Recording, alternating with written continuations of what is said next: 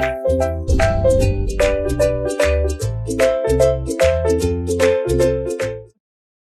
Everyone, this is Vishal from learning R. आज इस video में क्लास 12th का टॉपिक हम डिस्कस करेंगे और वो टॉपिक है आपका नेचर ऑफ मैनेजमेंट। अब नेचर ऑफ मैनेजमेंट के इस टॉपिक में हम क्या क्या पढ़ने वाले हैं। नेचर ऑफ मैनेजमेंट के इस टॉपिक में हम पढ़ेंगे, इसमें ये देखा जाएगा कि क्या मैनेजमेंट जो है वो आर्ट है, क्या मैनेजमेंट साइंस है, या फिर मैनेजमेंट प्रोफेशन है। तो एक एक करके डिस्कस करेंगे हम और चेक करेंगे कि आखिर मैनेजमेंट है क्या।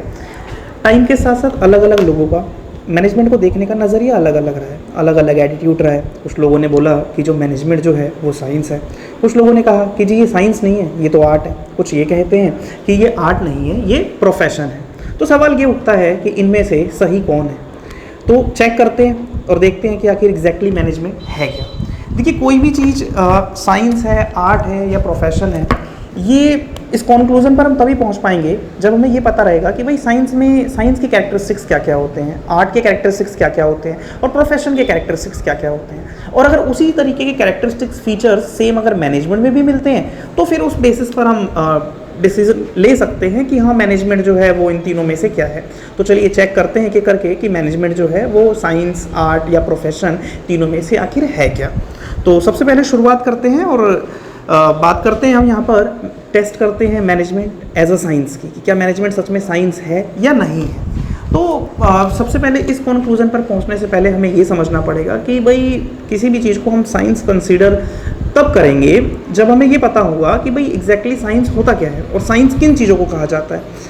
तो साइंस के लिए जो सबसे ज़रूरी चीज़ जो बताई गई है वो ये बताई गई है कि भाई साइंस जो है वो बेस्ड होता है ऑब्जर्वेशन पे, जिसमें आप क्या करते हैं, आप फैक्ट्स को, आप नॉलेज को, किसी चीज़ को आप ऑब्जर्व करते हैं, फिर आप उसको उन चीज़ों का आप एक्सपेरिमेंट करते हैं और फिर आप किसी कॉन्क्लूज़न पर पहुंचते हैं और फिर फाइनली ये देखा जाता है कि जिस कॉन्क्लूज़न पर आप पहुंचे हैं कि वो जिन फैक्ट्स की आप बात कर रहे हैं क्या उनको वेरीफाई करना भी पॉसिबल है या नहीं है।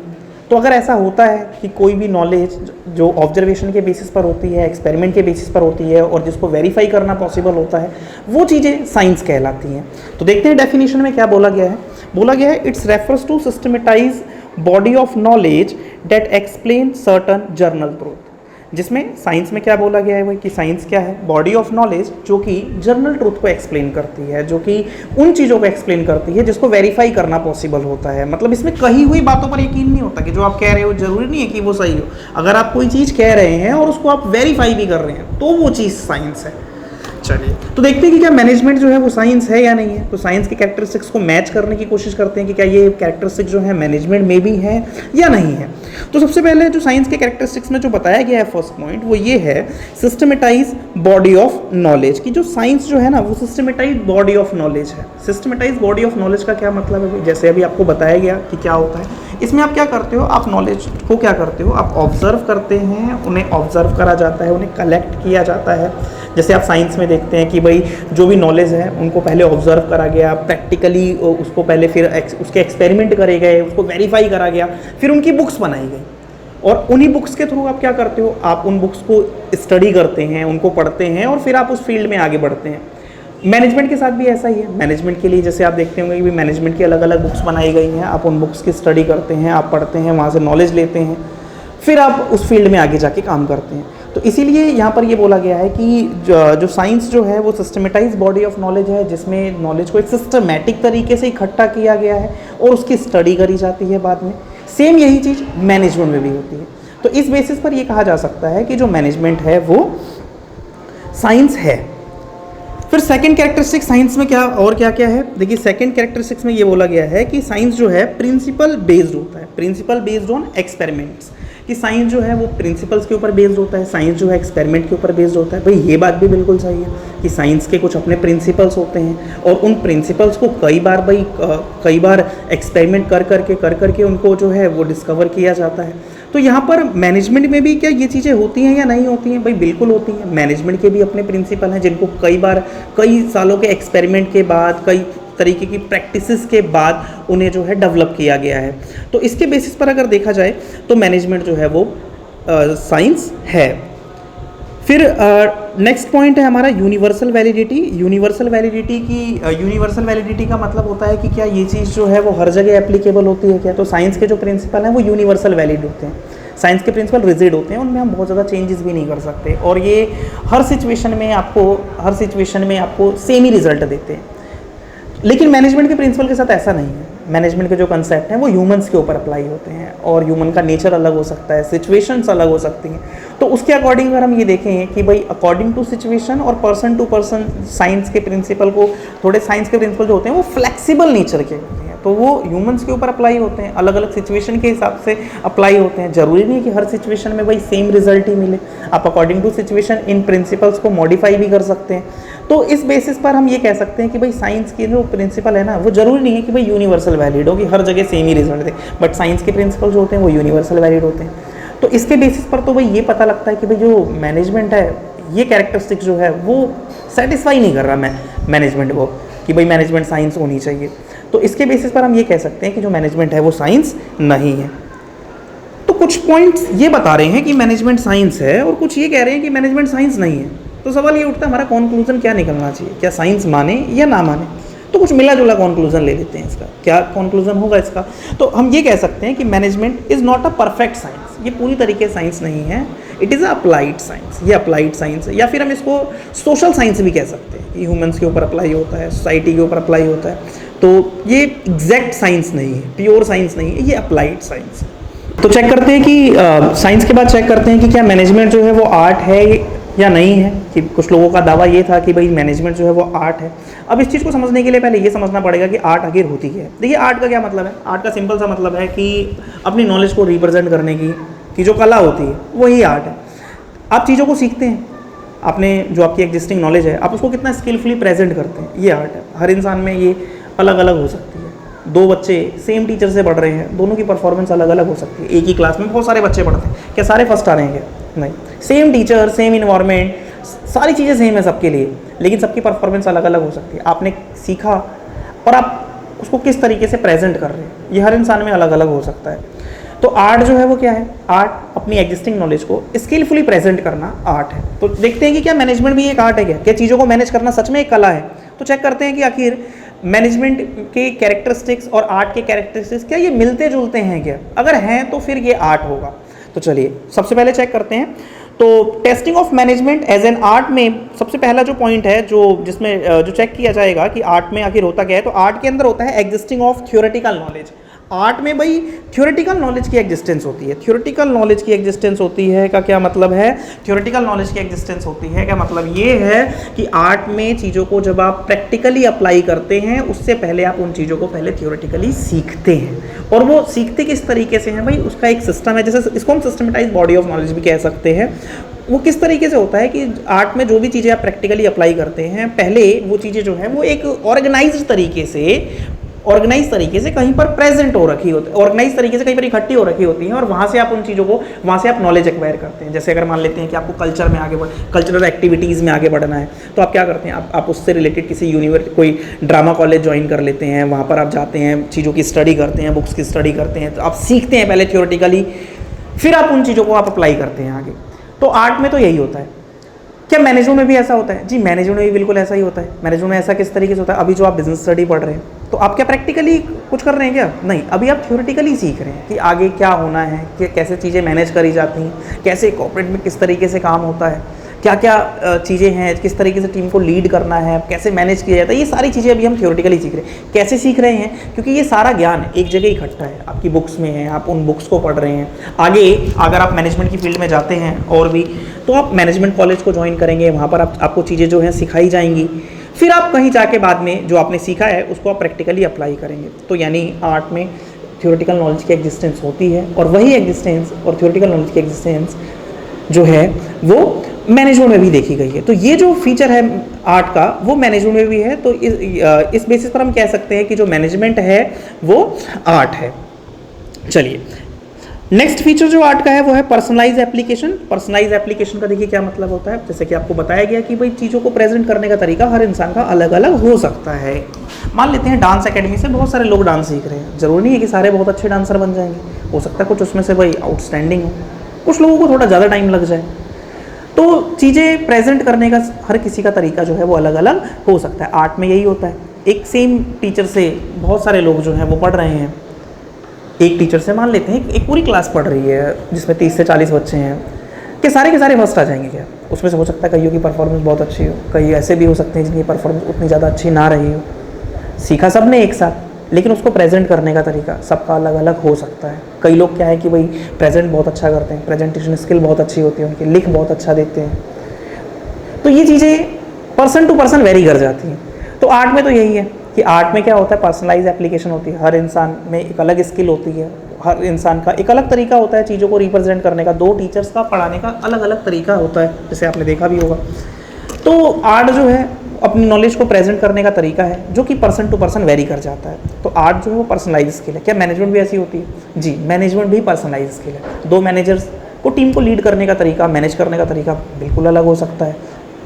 तो इस बेसिस पर हम ये कह सकते हैं कि जो मैनेजमेंट है वो भी आर्ट है, क्योंकि उसमें भी क्या देखा जाता है, वहाँ पर भी पर्सनलाइज एप्लीकेशन होती है। लोग पर्सन टू पर्सन चीज़ों को मैनेज करने का तरीका, काम करने का तरीका अलग अलग देखा गया है। तो इस बेसिस पर हम कह सकते हैं कि जो मैनेजमेंट है वो आर्ट है।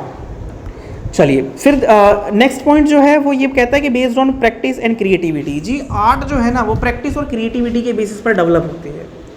बिल्कुल सही बात है जी। जैसे जैसे आप चीज़ों की प्रैक्टिस करते हैं वैसे वैसे चीज़ें जो है वो आप उसमें और ज़्यादा बेहतर होते जाते हैं, बेटर होते जाते हैं।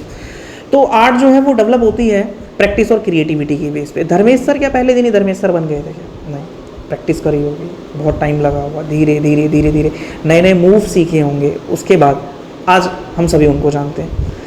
इसी तरीके से कोई भी सिंगर देख लो आप, जैसे मान लेते हैं अरिजीत सिंह का नाम सुना होगा आपने। क्या पहले दिन से अरिजीत सिंह हो गए थे क्या? नहीं, धीरे धीरे प्रैक्टिस करते करते करते करते आप एक लेवल पर पहुंच जाते हैं। तो ये चीज़ें कैसे होती हैं? जैसे जैसे आप प्रैक्टिस करते रहते हैं वैसे वैसे जो है आपकी जो स्किल है वो और ज़्यादा डेवलप होती रहती है। तो आर्ट जो है प्रैक्टिस और क्रिएटिविटी के ऊपर बेस्ड होती है। जितनी ज़्यादा हम प्रैक्टिस करते हैं उस बेसिस पर हम और ज़्यादा हमारी स्किल जो है डेवलप हो। ऐसे बहुत सारे एग्जाम्पल है। विराट कोहली का आप डेब्यू देख सकते हैं कि विराट कोहली, तब के विराट कोहली, 2008 के विराट कोहली और 2021 के विराट कोहली, क्या दोनों में फ़र्क है या नहीं है? बहुत ज़्यादा फ़र्क है। कैसे चीज़ें डेवलप हुई भाई? एक ही चीज़ की प्रैक्टिस करी, बार बार बार बार बार बार प्रैक्टिस करते करते करते करते एक ऐसा टाइम आ जाता है जिसमें आपकी जो परफॉर्मेंस है वो इम्प्रूव होने लग जाती है। तो ये चीज़ें कैसे होती है? ये प्रैक्टिस के ऊपर बेस्ड होती हैं। तो आर्ट जो है वो डेवलप होती है प्रैक्टिस के ऊपर, प्रैक्टिस के बेसिस पर। ऐसे ही मैनेजरियल स्किल भी प्रैक्टिस के बेसिस पर डेवलप होती है। जैसे मान लेते हैं किसी ने ज्वाइन किया एज अ फ्रेशर, पहले ज्वाइन किया किसी ऑर्गेनाइजेशन को, किसी मैनेजर ने ज्वाइन किया, जरूरी नहीं कि शुरुआत के ही दिनों में परफॉर्मेंस बहुत अच्छी हो। जैसे जैसे आप टाइम देते हैं आपको एक्सपीरियंस होता है, एज अ मैनेजर आपको एक्सपीरियंस होता है, आप चीज़ों को ज़्यादा बेहतर तरीके से समझने लग जाते हैं, आपकी परफॉर्मेंस अच्छी होने लग जाती है, आपको मार्केट की समझ आने लग जाती है। तो मैनेजरियल स्किल, मैनेजमेंट भी जो है वो टाइम के साथ साथ, प्रैक्टिस के साथ साथ जो है वो डेवलप होती है। और आर्ट में भी ऐसा ही कुछ है।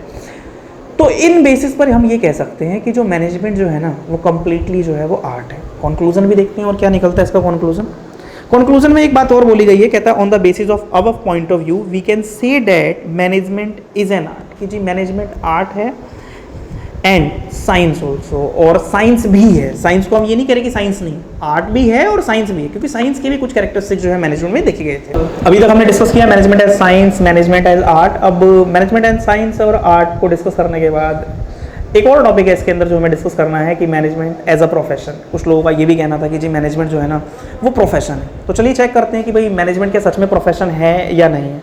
अच्छा, इस चीज़ को समझने से पहले हमें ये समझना पड़ेगा प्रोफेशन किसको कहते हैं। तो प्रोफेशन जो है, प्रोफेशन को देखा जाए तो profession is a type of an economic activity. Profession एक तरीके की इकोनॉमिक एक्टिविटीज़ है जिसमें कोई पर्सन जो है अपनी लिविंग जनरेट करता है on the basis of special skill and specialised knowledge. कि कोई भी व्यक्ति जिसके पास एक उसके फील्ड की, पर्टिकुलर फील्ड की कुछ स्पेशलाइज्ड नॉलेज होती है, स्पेशल स्किल होती है, उसको यूज़ करके वो अपने लिए इनकम जनरेट करता है, तो उन लोगों को हम प्रोफेशनल बोलते हैं। प्रोफेशन के लिए ये चीज़ बिल्कुल क्लियर है कि भाई प्रोफेशन के लिए ना स्पेशलाइज्ड नॉलेज होनी चाहिए किसी भी फील्ड की। जैसे डॉक्टर्स को हम प्रोफेशनल बोलते हैं, उनके पास मेडिकल साइंस की स्पेशल नॉलेज है। हम एडवोकेट्स को प्रोफेशनल बोलते हैं, उनके पास लॉ की स्पेशलाइज्ड नॉलेज है। हम चार्टेड अकाउंटेंट्स को प्रोफेशनल बोलते हैं, अकाउंट्स फील्ड की उनके पास स्पेशलाइज्ड नॉलेज है।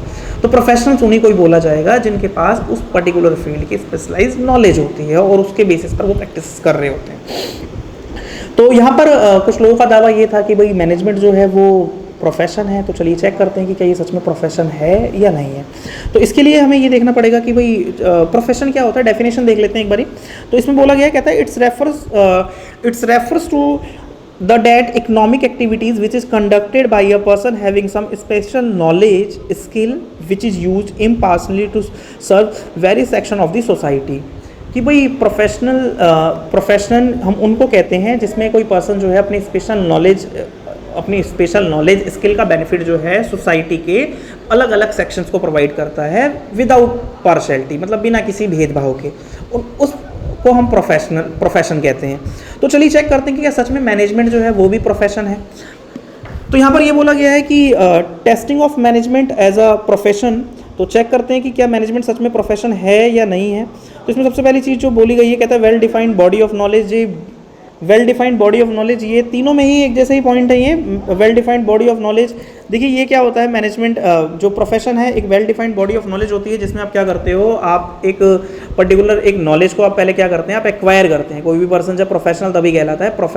प्रोफेशन के लिए आप क्या करते हैं, आप पर्टिकुलर एक नॉलेज को जो है आप उस स्पेसिफाइड फील्ड की नॉलेज को आप क्या करते हैं, एक्वायर करते हैं और उसके बेसिस पर आप आगे उसको यूज़ करते हैं।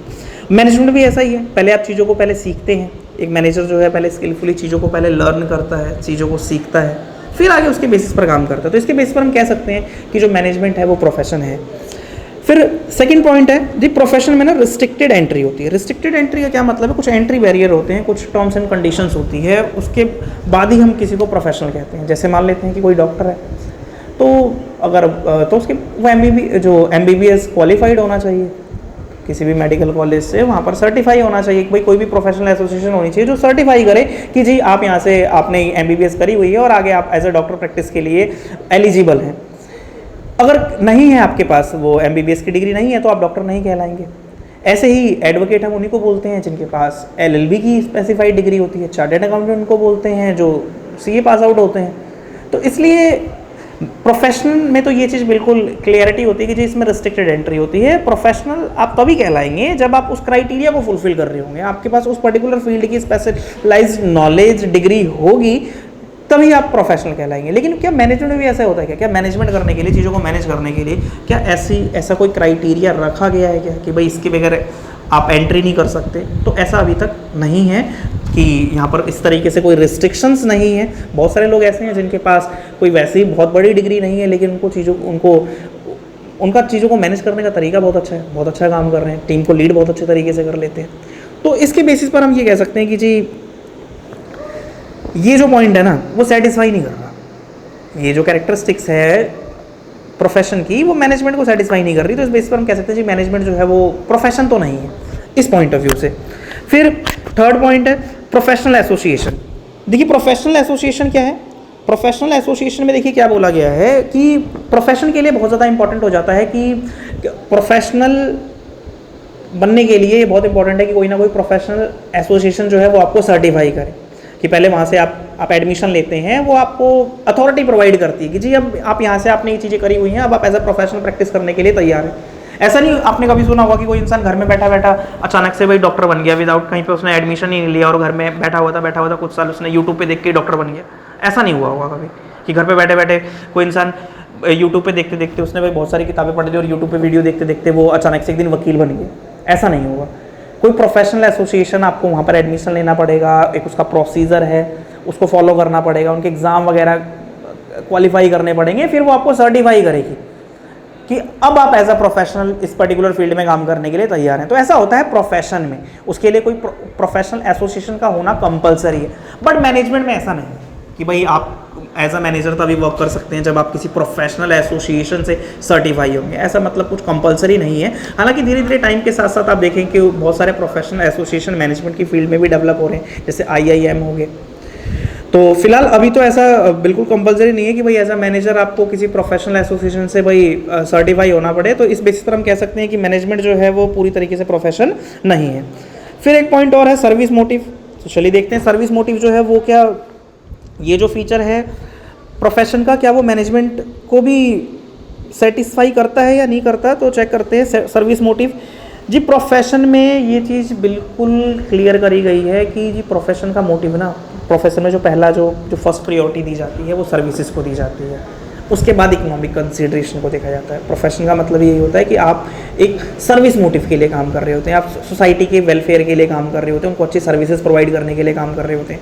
तो प्रोफेशन में तो सर्विस मोटिव होता है। क्या ऐसा बिजनेस में भी, ऐसा मैनेजमेंट में भी होता है? तो मैनेजमेंट के में भी सर्विस मोटिव देखा गया है। मैनेजमेंट के कुछ ऑब्जेक्टिव्स होते हैं टूवर्ड सोसाइटी। तो वहाँ पर ये देखा गया है कि भाई सोसाइटी के वेलफेयर के लिए आपको काम करना चाहिए, सोसाइटी को अच्छी क्वालिटी की गुड्स एंड सर्विसेज प्रोवाइड करने चाहिए, उनको अच्छा इन्वायरमेंट प्रोवाइड करना चाहिए, उनके लिए एम्प्लॉयमेंट अपॉर्चुनिटीज़ क्रिएट करनी चाहिए। तो इस मोटिव से अगर देखा जाए कि मैनेजमेंट का भी मोटिव देखा जाए तो कहीं ना कहीं बेस्ट सर्विसेज प्रोवाइड करना होता है सोसाइटी को, और प्रोफेशन का मोटिव भी प्रोफेशन का भी मोटिव जो होता है वो बेस्ट सर्विसेज प्रोवाइड करना होता है। तो इस बेसिस पर हम कह सकते हैं कि मैनेजमेंट जो है वो प्रोफेशन है। तो कुछ इसके कैरेक्टरिस्टिक जो है प्रोफेशन के वो सेटिस्फाई कर रहे हैं कि मैनेजमेंट प्रोफेशन है, बट कुछ जो है वो सेटिस्फाई नहीं कर रहे हैं कि प्रोफेशन है। तो पूरी तरीके से ये कह पाना यहाँ पर पॉसिबल नहीं है कि मैनेजमेंट जो है वो पूरी तरीके से प्रोफेशन है। कंक्लूजन देखिए क्या है, कंक्लूजन में भी वही बात लिखी गई है, कहता है on the basis of above points we can say that management satisfied some features of profession, की मैनेजमेंट जो है वो प्रोफेशन के कुछ फीचर्स को जो है वो सेटिस्फाई करती है। तो ये हमारा आज का टॉपिक था जिसमें हमने बात करी मैनेजमेंट एज अ साइंस की, एज अ आर्ट की, एज अ प्रोफेशन की। उम्मीद है आप लोगों को चीज़ें समझ में आई होंगी। ये टॉपिक जो है ना, ये कई बार क्या है कि जैसे कई बार मेरी बच्चों से बात हुई तो जहाँ तक पता लगा और कई लोगों को ऑब्जर्व करके लगा कि थोड़ा सा ना मतलब उनको कन्फ्यूजिंग सा टॉपिक लगता है। कन्फ्यूजिंग का क्या मतलब, उनको जैसे ना एक साइकोलॉजिकल एक हमारा जो ह्यूमन बिहेवियर है, तो साइकोलॉजिकली ना कुछ चीज़ें कई बार क्या होता है कि हम मेंटली उस चीज़ को हम क्या करते हैं, उस चीज़ को टफ बना लेते हैं। तो कई बार बच्चों को ये लगता है कि भाई साइंस है, आर्ट है, प्रोफेशन है, भाई एक ही चीज़ तीन अलग अलग तरीके से कैसे हो सकती है? या तो साइंस होनी चाहिए, या तो आर्ट होनी चाहिए, या तो प्रोफेशन होनी चाहिए। तो ये थोड़ा सा कन्फ्यूजिंग रहता है। तो उम्मीद है कि ऐसी कोई कन्फ्यूज़न आपके साथ अब नहीं रहेगी और आपको चीज़ें जो हैं वो बेहतर तरीके से समझ में आई होंगी। तो एक बार आप सही तरीके से देख लेना इस टॉपिक को। बाकी फिर मिलते हैं आप लोगों से नेक्स्ट वीडियो में नए टॉपिक के साथ।